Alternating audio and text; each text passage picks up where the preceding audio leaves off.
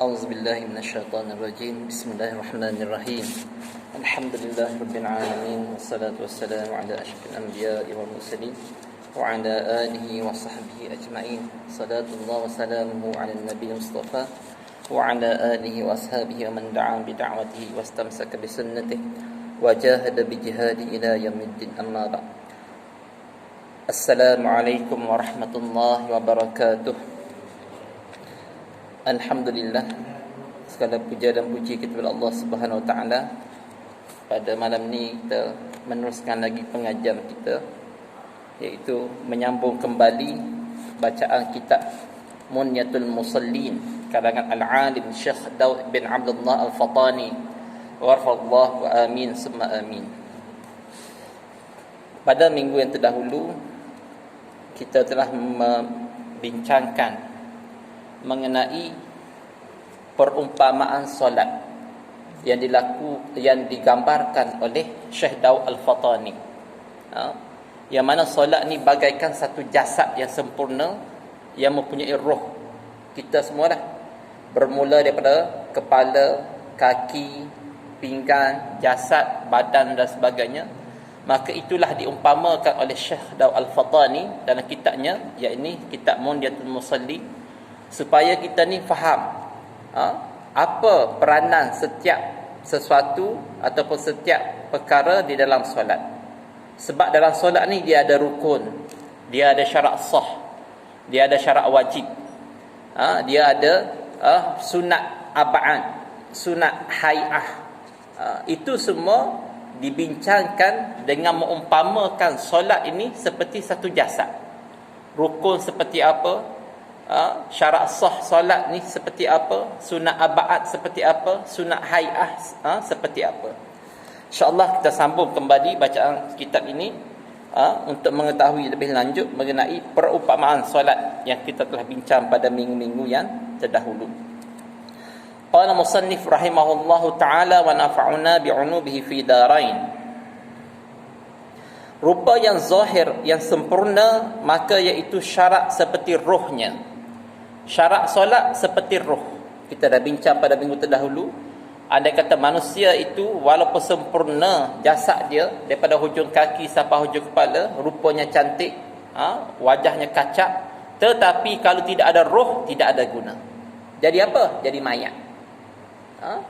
Rupa dah cantik dah, telinga ada, mata semua lengkap, sempurna, tapi tidak ada roh, maka waktu ni tidak ada gunanya, walaupun cantik macam mana sekalipun.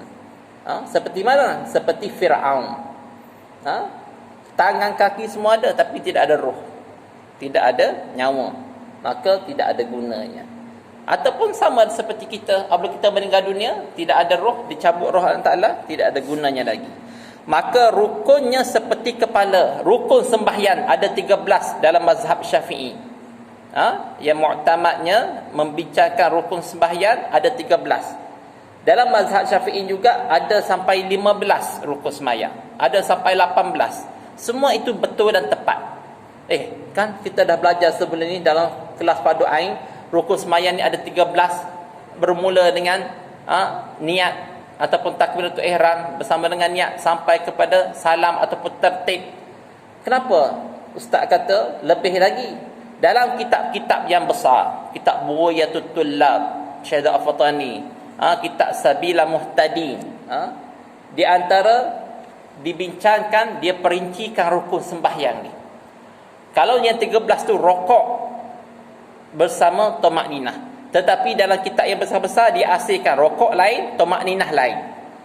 Sujud dan tamakninah itu kita dalam yang biasa kita dengar, tapi dalam kitab besar-besar sujud lain, tamakninah lain. Tamakninah tu rukun.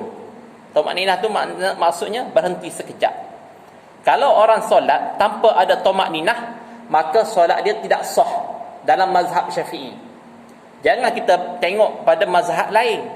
Kalau kita tengok mazhab lain, dia tak wajib tamakninah. Sebab tu kalau kita tengok orang luar, tak kira lah daripada Pakistan ke mana ke, dia semayang, lepas rokok terus iktidal, lepas iktidal terus sujud, macam tidak ada tamakninah. Tamakninah maksudnya setiap rukun tu kita berhenti sekejap sekadar ucapan subhanallah, berapa second saja. Apabila kita rokok, Allahu Akbar, rokok tu sekejap je, sempurna rokok, maka sekadar subhanallah. Tak baca, ustaz, kalau kita tak baca subhana rabbiyal azim wa bihamdih, subhana rabbil azim wa bihamdih ketika rokok, sah tak sembahyang? Sah. Sebab bacaan di dalam rokok, di dalam sujud, semua itu dipanggil sebagai sunat hai'ah, sunat yang ringan. Yang rukun yang perlu dibaca tak banyak, ada 3 sahaja. Ada 3 ataupun 4. Yang pertama, takbiratul ihram. Allahu Akbar wajib. Kena sebut dengan mulut, dipanggil rukun qauli. At least paling kurang kena dengar dengan telinga kita sendiri. Selalu diulang-ulang supaya kita ingat lagi. Allahu Akbar tu telinga kita wajib kena dengar. At least paling kurang. Sebab apa? Sebab itu adalah rukun qauli. Kalau datang-datang mulut bergerak tapi tak bunyi suara, batal solat immediately. Batal solat. Ataupun separuh sahaja yang bunyi, separuh lagi tak bunyi, Allah je bunyi, Akbar tak bunyi, batal juga solat. Tidak ada khilaf. Ustaz, saya baca dalam hati Al-Fatihah, batal juga solat. Batal juga solat kalau baca Al-Fatihah dalam hati, sedangkan kita mampu untuk baca di mulut. Melainkan kita dah tahap sakit dah, nak gerak mulut, nak keluar suara tak boleh, itu tak apalah, maafkan, ma'fu alaih, sebab ada keuzuran. Ni tak ada apa-apa, sehat, mulut boleh bercakap, hoha-hoha lagi, bersembang dengan kawan-kawan kita, berloya lepas semayang, kuat lagi, sampai rumah sebelah pun dengar. Tapi waktu semayang, waktu Al-Fatihah, senyap je, ataupun gerak mulut saja, maka batal solat. Sebab apa? Tidak lengkap sempurna rukun qauli dalam solat. Yang pertama takbir, yang kedua Al-Fatihah. Mesti kita sempurnakan daripada ba bismillahirrahmanirrahim sampai waladdallin, huruf nun yang terakhir itu mesti didengari at least oleh telinga kita sendiri. Tak perlu kuat sangat jadi makruh. Sunat macam mana? Sunat kalau orang tepi kita tu dia bunyi bacaan kita, itu sunat. Sunat. Kalau macam ni tak dengar lah, sebab kita dah jarakkan, distance. Tapi kalau sebelum ni kita dekat-dekat, orang tepi kita dengar kita baca Bismillahirrahmanirrahim, Alhamdulillahirabbil alamin. Okey, sunat. Kalau terlalu kuat lebih pada tu sampai orang sebelah lagi dengar, itu dipanggil makruh. Sebab apa? Mengganggu orang lain untuk membaca Al-Fatihah ataupun orang lain untuk khusyuk dalam sembahyang. Yang paling penting, at least kena dengar dengan telinga kita sendiri. Bismillahirrahmanirrahim, Alhamdulillahirabbil alamin. Kalau tak dengar satu huruf, batal sembahyang.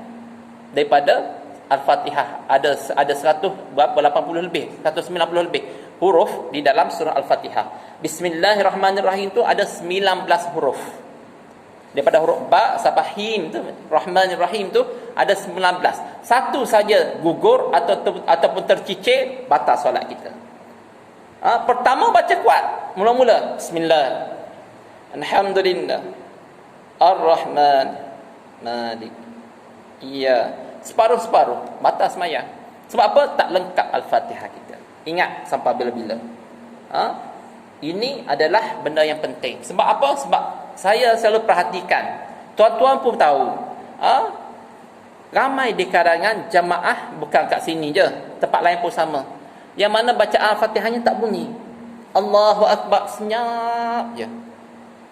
Orang tanya baca Al-Fatihah bila? Tak dengar. Baca dalam hati, ustaz. Dalam hati tidak sah. Bacaan Al-Fatihah dalam hati tidak sah solat kita. Sebab itu rukun qauli. Qaul ni maksudnya bercakap. Qala yaqulu qaulun. Qauli, bercakap. Yang lain tak apa. Takbiratul ihram, Al-Fatihah, kemudian tahiyat akhir. Selawat dan salam termasuklah. Tahiyat akhir. Jangan senyap. Bunyi mula-mula at-tahiyyah. Mulut bergerak tapi tak bunyi suara, batal sembahyang. Kena bunyi at least telinga kita sendiri. Ustaz, saya dah buat macam tu dah 30 tahun sembahyang macam tu, macam mana? Tak sah sembahyang kita, di-reject oleh Allah Ta'ala. Macam mana? Kalau sempat qada balik. Tidak ada cara solusi yang lain melainkan kena qada balik, kena taubat balik dengan Allah Ta'ala. Sebab itu adalah sembahyang yang reject oleh Allah Ta'ala. Tak ada cara lain ke Ustaz? Tidak ada cara lain. Saya ni dah umur 60, 70 ni Ustaz, macam mana? Saya sembahyang macam tu dah lama. Usahakan juga kita untuk qada sembahyang yang lampau-lampau yang kita buat macam tu sehingga kita meninggal dunia. Mati, insya-Allah Allah Ta'ala ampunkan dosa kita. Sebab apa? Baru tahu rupa-rupanya Bismillahirrahmanirrahim, Al-Fatihah, Takbiratul Ihram, Tahiyat akhir, salam ni kena dengar dengan telinga sendiri. Baru tahu. Sebelum ni tidak ada pun ustaz ajar, ataupun ada ustaz ajar, kita tak datang. Contoh. Dua tu je. Ustaz ada mengajar, tapi kita tak datang. Jadi tak tahu. Apabila dah tahu tu, maka kita ingat balik. Berapa banyak dah kita buat macam tu, kena qada balik. Ustaz tak sempat qada, setahun pun tak sempat qada. Macam mana? Kalau saya meninggal dunia, mati kita dalam keadaan qada sembahyang yang kita tidak sah yang lepas, Allah Ta'ala ampunkan. Seperti juga kita dah bincang pada minggu-minggu sebelum ni, orang yang belajar mati dalam keadaan belajar beza dengan orang yang mati dalam keadaan tak nak belajar. Dia dah tua dah tapi usaha juga belajar. Baca bismillah tak betul, bismillah tak betul juga Al-Fatihah dia, tapi usaha juga tiap-tiap minggu 2 kali sehari, 2 kali seminggu pergi jumpa tok guru Al-Quran untuk betulkan Al-Fatihah dia. Tak betul juga Al-Fatihah dia. Kemudian dia meninggal dunia. Mati dia keadaan belajar, diampunkan dosa oleh Allah Ta'ala. Tetapi kalau mati dalam keadaan syok sendiri, betul dah ni. Jumpa tok guru tak nak. Buat apa jumpa lagi? Waktu kecil dulu aku dah 4 kali khatam dah Al-Quran. 4 kali khatam dah Al-Quran. Buat apa jumpa tok guru lagi? Nak mengaji apa lagi? Cuba pergi cari ustaz-ustaz kita di taman ni, ada puluh-puluh orang ustaz. Cuba test bacaan Al-Fatihah kita, tahiyat akhir kita, dan juga salam kita macam mana. Yang tu je, yang lain tak perlu. Doa iftitah tak wajib, itu sunat sahaja. Doa kunut tak wajib tapi sunat sahaja. Walaupun begitu, kena betulkan juga walaupun sunat. Sayang, duk baca ingat ke betul doa iftitah. Dah 40 tahun sembahyang baca wajjahtu wajhiyal lazi fataras sama. Sebutan salah rupanya. Fataras samawati wal anifam musliman. Baca sebarang saja. Sebutan salah, maka Allah Ta'ala tak akan bagi kita pahala. Sembahyang sah itu pun jika rukun qauli yang wajib tadi betul. Betul. Ingat rukun qauli tak banyak tuan-tuan. Al-Fatihah. Yang kedua apa? Yang kedua takbiratul ihram. Yang ketiga tahiyat akhir, termasuk selawat dan salam lah. Itu je yang perlu dan wajib kita pelajari. Yang lain tu kunut tak wajib. Tak wajib tu bukan maksudnya saya kata tak payah belajar. Tak, kena belajar. Bukan tak payah belajar. Sebab apa? Sebab banyak fadilat dia. Sebab kunut dalam mazhab Syafi'i dipanggil sunat muakkad. Sunat muakkad ni di dalam solat, jika kita tinggalkan ia, maka bukan wajib, sunat kita kena sujud sahwi. Sunat muakkad, kunut. Yang kedua apa? Yang kedua tahiyat awal. Kalau kita tinggal, maka sunat untuk kita sujud sahwi di akhir solat. Sujud sahwi. Kalau tak sujud sahwi, sah sembahyang kita, tapi tempang. Boleh berjalan, tapi dalam keadaan orang yang penyakit sleep disc. Macam mana? Tahu sleep disc? L4, L5 dia tu kita keluar lendir dia daripada tulang tu. Tulang belakang. Sakit ya? Boleh berjalan sampai juga kat rumah, tapi dia kata aduh sakit. Macam itulah orang yang tinggalkan solat sunat muakkad. Sebab sunat muakkad ni sunat yang dituntut. Bahkan kata ulama hampir-hampir selangkah lagi nak jadi wajib. Macam itulah keadaannya. Mazhab kita Syafi'i sunat muakkad untuk lakukan bacaan kunut dalam solat subuh dan juga tahiyat awal. Okey. Pukul 7.40 kita berhenti, kita buka soal jawab. Jaga bimbang lah. Nampak banyak nak tanya ni. Okey. Maka rukun sembahyang itu seperti kepala. Kepalanya nya apa? Nya solat. Kalau tidak ada kepala, jasad cantik macam mana, sado macam mana pun, six pack macam mana pun badan kita, tetap tidak ada guna. Sebab apa? Tidak ada kepala. Jadi pocong pula. Jadi hantu. Kepala tak ada, walaupun jasad cantik. Kalau perempuan mengiyorkan, kalau lelaki dengan sadonya, tapi kepala tak ada. Apa guna? Tidak ada guna. Seterusnya, badannya sunat aba'at. Badan sembahyang ni sunat aba'at. Badan kita lah. Badan ni, tangan, kaki ni dikira badan. Kalau tidak ada tangan, hidup tak? Hidup. Kalau tidak ada kaki sampai paha lutut ni, hidup tak? Hidup. Tak mati, tetapi banyak kekurangan. Tidak ada tangan, menyusahkan kehidupan. Walaupun hidup, begitu juga kita kalau tinggalkan sunat aba'at di dalam solat, maka solat itu sah, tetapi tidak banyak ketimpangan, tidak ada kesempurnaan yang betul-betul sempurna. Sah sembahyang, tapi seperti jasad yang tidak ada tangan, jasad yang tidak ada kaki. Boleh berjalan dengan kursi roda ke, tapi menyusahkan hidup. Itu umpama sunat aba'at di dalam solat. Dan sunat hai'ah itu seperti segala bulu-bulu perhiasan. Sunat hai'ah di dalam sembahyang tu seperti bulu-bulu perhiasan. Apa dia? Bulu roma, rambut. Kalau orang botak, hidup tak? Hidup. Okey tak? Okey, boleh berjalan, kaki ada. Cuma kurang sikit kacaknya, kurang cantik. Kurang cantik lah. Kalau ada bulu roma ke apa, baru nampak kelakian sikit. Ada janggut sikit sebagai penhias muka. Ada rambut sikit, nampak tak ada botak-botak. Ke ada orang kata botak ni seksi? Tak ada.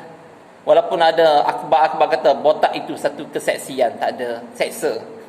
Sebab itulah orang sanggup buat macam-macam. Doktor ni ada pakar bahagian hair, rambut ni, treatment rambut ni. Sehingga kan satu syarikat besar, apa Yunan ke apa, sebab rambut tidak ada ni menyebabkan orang boleh buat billionaire. Macam-macam treatment, macam-macam shampoo, industri untuk tumbuhkan rambut ni juta-juta, bilion dihabiskan untuk research macam mana untuk tumbuhkan rambut di kepala manusia ni. Macam-macam produk keluar dengan Rejoice-nya, dengan Safi-nya. Semata apa? Semata untuk jadikan rambut ni sihat, supaya tidak cepat gugur, tidak cepat jadi botak. Kalau botak, sanggup pergi tanam pula rambut di kepala. Tanam tak boleh juga, sanggup pergi kedai mana-mana untuk tampal rambut ni sehingga jadi rambut palsu. Untuk apa? Untuk cantikkan badan kita ni biar ada bulu, yakni rambut. Begitu juga sunat hai'ah. Sunat hai'ah dalam sembahyang. Contohnya apa? Doa iftitah. Itu sunat hai'ah. Apa lagi? Angkat tangan ketika takbiratul ihram. Itu sunat hai'ah. Angkat tangan. Yang wajibnya takbir sahaja. Angkat tangan tu tak wajib. Itu sunat. Kalau kita pergi masuk saf, Allahu Akbar, tak tangan macam ni. Ataupun Allahu Akbar, tak tangan macam ni. Sah sembahyang kita. Sebab angkat tangan itu adalah dipanggil sunat hai'ah. Pergi Allahu Akbar, sunat hai'ah, angkat tangan. Yang wajibnya Allahu Akbar, itu yang wajib, sebut Allahu Akbar. Begitu juga tangan kita macam ni, sunat juga kita letak macam ni. Kalau nak buat macam ni pun tak apa, sah sembahyang. Ketika rokok, kita baca Subhana Rabbiyal Azim wa bihamdihi. Kalau tak baca, sah sembahyang. Sebab bacaan doa Subhana Rabbiyal Azim wa bihamdihi ketika rokok itu adalah sunat hai'ah, sunat ringan. Walaupun ringan, kalau tinggal tak cantik lah, macam orang kepala botak. Orang lain semua cantik, rambut semua cantik, kita seorang kepala botak. Sebab apa? Tak buat sunat hai'ah. Maka janggal lah nampak juga, walaupun dia tu dipanggil sebagai sunat hai'ah. Begitu juga ketika sujud Subhana Rabbiyal A'la wa bihamdihi, bacaan itu adalah sunat, sujud itu wajib. Tahiyat awal pula, masa kita duduk antara dua sujud, kita baca Rabbi firli warhamni sampai habis tu, itu juga dipanggil sunat hai'ah. Tak baca, tak apa, duduk saja termenung je. Waktu imam pun bangun daripada sujud, daripada tu sujud balik, kita pun ikut imam. Kita tak baca apa-apa. Kita hanya baca takbiratul ihram, Al-Fatihah, tahiyat akhir, last sekali salam. Tu je kita baca. Sah sembahyang kita.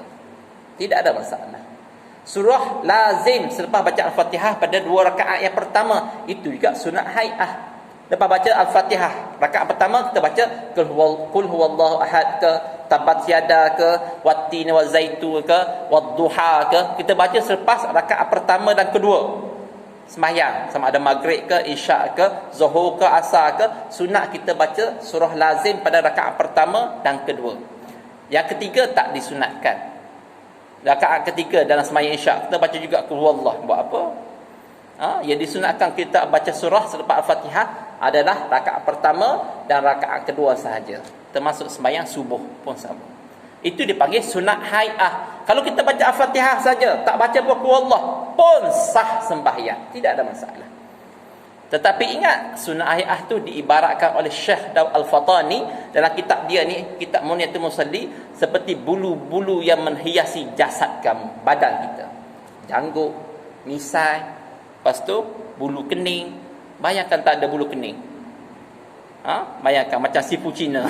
Dia cukur. Yang cukur bulu kening pun ada, yang simpan bulu kening sampai sini pun ada. Banyak kungfu Cina.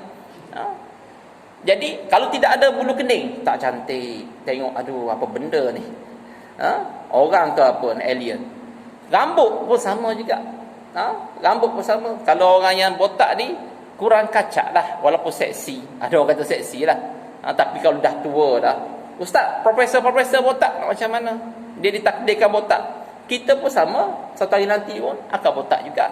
Terutama yang ada penyakit, penyakit kanser ke dan sebagainya, mudah gugur rambut dia. Maka kuranglah cantik sebagaimana dia ada rambut sebelum ini. Begitu juga solat. Kalau kita tidak kita meninggalkan sunat hai'ah, sebagaimana kita tidak ada perhiasan bulu-bulu di badan kita. Tak ada bulu ni tak cantik juga. Tapi ingat, bukan semua bulu yang kita perlu simpan. Ada juga bulu-bulu yang perlu kita hilangkan daripada badan kita. Sunat, seperti bulu ketiak, bulu ari-ari. Itu sunat untuk kita hilangkan, fitrah. Hadis Nabi pun bagi maklum pada kita bahawasanya sunat untuk kita cukur. Jangan lebih 40 hari Pak Tuan. Jangan lebih 40 hari. Jadi panjang nanti. At least 40 hari tu cukur lah. Cukur bulu ari-ari, bulu ketiak. Kalau sakit nak cabut, cukur lah. Kalau sakit juga nak guna pisau cukur, guna mesin. Kan ada sekarang. Belilah kat kedai DIY pelambak yang RM20, beli cukur. Tak ada masalah. Yang penting kita buat benda tu ikut sunnah Nabi sallallahu alaihi wasallam. Kita ni Nabi suruh cukur benda tu, kita tak cukur. Benda lain pula kita cukur. Tengok budak-budak muda sekarang, perempuan, kening habis dia cukur ni. Cukur. Mana boleh? Haram. Cukur kening tu haram. Ya. Malaikat ada keuzuran, penyakit. Kena buat pembedahan kat sini. Nak jahit. Sebab apa? Kemalangan ke, pecah. Terpaksa cukur kening. Tidak menyerabutkan, doktor tak nampak jarum ke, tak nampak isi ke, tak nampak urat saraf ke, baru dibolehkan cukur kening. Sebab ada makzurah. Ada emergency. Kalau saja-saja cukur, kemudian lepas cukur, kita pun lukis pula. Lukis dengan ais, dengan pensel. Itu hukumnya haram, tuan-tuan. Tegur anak-anak kita kalau ada buat. Termasuk bini kita. Bini pertama ke kedua ikutlah. Jika ada buat. Sebab itu hukumnya haram. Haram. Haram ni berdosa lah. Dosa besar ke dosa kecil, Ustaz? Tak tahulah kecil ke besar tu. Itu di sisi Allah Ta'ala. Tapi benda tu adalah haram di sisi agama. Haram. Okey. Dah hampir-hampir 2 minit lagi. Seterusnya. Dan ada baginya rupa hakikat yang batin dan tiada sempurna bagi sembahyang dan tiada tamamnya melainkan dengan mendirikan ia dengan kedua sekali. Sembahyang ada bentuk zahir. Apa dia zahir tadi? Anggota badan kita zahir. Yang kedua ada batin. Batin ni dalaman dia. Dalam sembahyang ni kena kombinasi antara zahir dan juga batin. Zahir apa? Tadi bacaan Al-Fatihah, rokok sujud yang sempurna, takbiratul ihram yang sempurna, iftirash dengan sempurna, duduk antara dua sujud dengan sempurna. Itu zahir. Zahir sahaja. Tapi ingat, lepas pada zahir kena ada yang batin pula. Apa dia batin? Kita akan bincang pada minggu akan datang. Sekarang kita buka soalan. Siapa-siapa nak tanya? Sebab dah janji dah pukul 7.40 kita buka soalan. Siapa tanya soalan? Salam.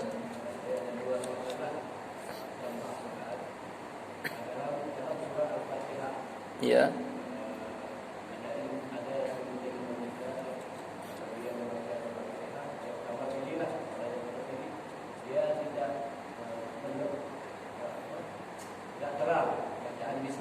Tapi dia tulis pada alhamdulillah tanpa kita dengan bismillah dia. Soalan yang pertama saya. Dan kedua dia baca surah Al-Fatihah dia bermula dengan a'udzubillah. Yang terang dan diteruskan dengan bismillah. Adakah dibolehkan dalam solat ataupun Dimulakan dengan auzubillah. Okey. Okey, soalan pertama, seseorang yang menjadi imam ke ataupun dia sembahyang seorang-seorang dia ke, dia baca bismillahirrahmanirrahim dengan tidak jelas. Tidak jelas tu macam mana saya pun tak pasti. Saya bagi contohlah. Dia baca bismillahirrahmanirrahim tidak sempurna dari segi bunyinya. Contohnya bismillah senyap. Dia terus alhamdulillahirabbil alamin. Sepatutnya kena bunyi pada telinga dia bismillahirrahmanirrahim. Ni dia baca bismillahirrahmanirrahim. Him je bunyi belakang. Rahim tak bunyi. Contohlah, tak jelas. Ataupun bacaan yang menyebabkan tak betul pada makhraj huruf. Bismillah, sedangkan bismillah, bismillahirrahmanirrahim. Ataupun dia tidak ada man tu bismillahirrahmanirrahim, bacaan yang tidak betul segi makhraj huruf. Maka lepas saja tak betul tu, dia pun teruskan kepada bacaan ayat yang kedua, alhamdulillahirabbil alamin. Ayat yang kedua sehingga ayat yang ketujuh tu semua tepat dan betul. Tetapi bismillah je yang salah, maka tidak sah sembahyang dia. Sebab apa? Sebab tidak sempurna bacaan surah Al-Fatihah yang 7 ayat. 7 ayat. Bagi mazhab Syafi'i, bismillahirrahmanirrahim itu adalah salah satu daripada ayat surah Al-Fatihah. Berbanding dengan mazhab Hambali menyatakan bismillahirrahmanirrahim itu bukan daripada surah Al-Fatihah. Kita mazhab Syafi'i kena ikut Syafi'i lah. Jadi macam mana kalau tidak jelas bacaan yang pertama ataupun rasa salah ataupun rasa was-was, wajib kita kena ulang balik bismillahirrahmanirrahim, barulah alhamdulillahirabbil alamin. Kena ulang balik. Kalau tak ulang balik, sedangkan bismillah tadi tidak sempurna, tidak betul bacaan, maka tidak sah solat dia sebab tidak sempurna bacaan rukun qauli pada Al-Fatihah. Okey.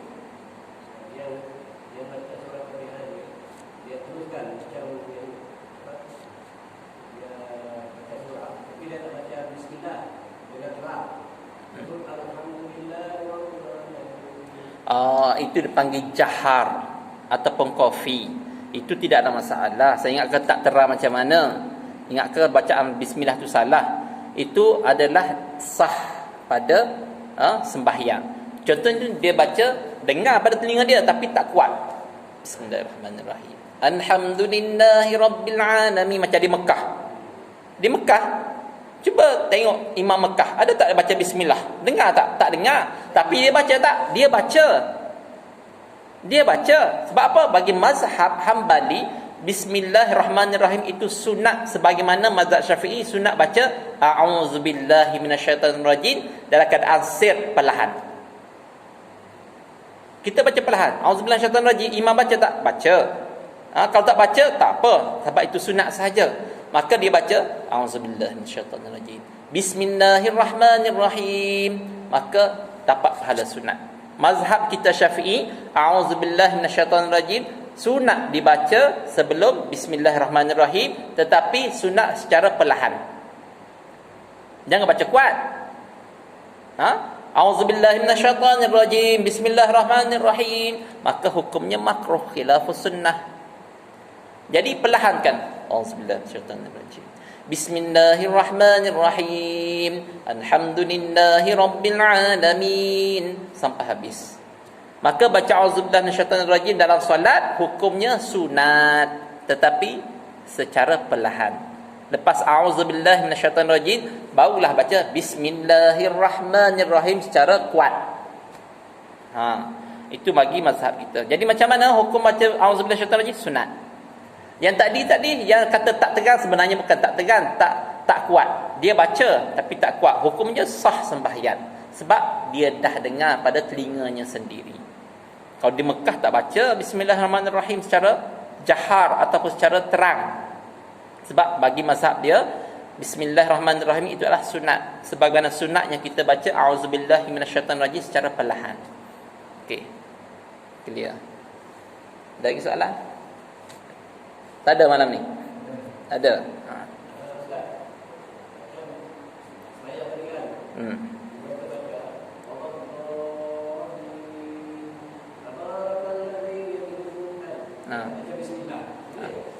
Kalau apabila sahaja jadi imam, dia baca Al-Fatihah sampai ghairil maghdubi alaihim waladdallin. Amin. Lepas saja amin tu, maka tengok surah apa yang nak dibaca dan di manakah tempat yang nak dibaca. Kalau pada permulaan surah, maka sunat dia baca bismillahirrahmanirrahim. Contoh. Kalau di tengah-tengah surah, contohnya baca surah Al-Hasyru, lau anzalnal hadzal Quran, dia tak baca bismillah. Disunatkan untuk tidak baca bismillah jika diambil pada pertengahan surah, bukan di awal surah. Kalau tabarakallazi tadi, itu di awal surah, sunat baca bismillahirrahmanirrahim bagi imam lah. Lepas saja waladdallin amin, maka dia pun nak baca tabarakallazi biyadihi, dia sunat baca bismillah. Sebab tabarakallazi itu permulaan surah, ayat yang pertama. Tapi kalau dia nak tebuk-tebuk, contohnya baca bismillahirrahmanirrahim waladdallin, Allahu la ilaha illa huwal hayyul qayyum la ta'khuzuhu sinatun wala naum. Itu surah Al-Baqarah ayat 255, surah ayat kursi ya. Jadi dia nak jadikan sebagai bacaan surah lazim selepas Al-Fatihah, maka tidak disunatkan untuk dia baca bismillah. Sebab apa? Sebab yang dibaca tadi berada di tengah-tengah surah. Kalau di permulaan surah, sunat baca bismillah. Contoh nak baca Alif Lam Mim surah Al-Baqarah, maka dia kena baca bismillahirrahmanirrahim. Alif Lam Mim. Dzalikal kitabu la raiba fihi hudan lil muttaqin. Kalau di akhir surah ke di pertengahan surah, maka tak perlu baca bismillah. Itu kaedah.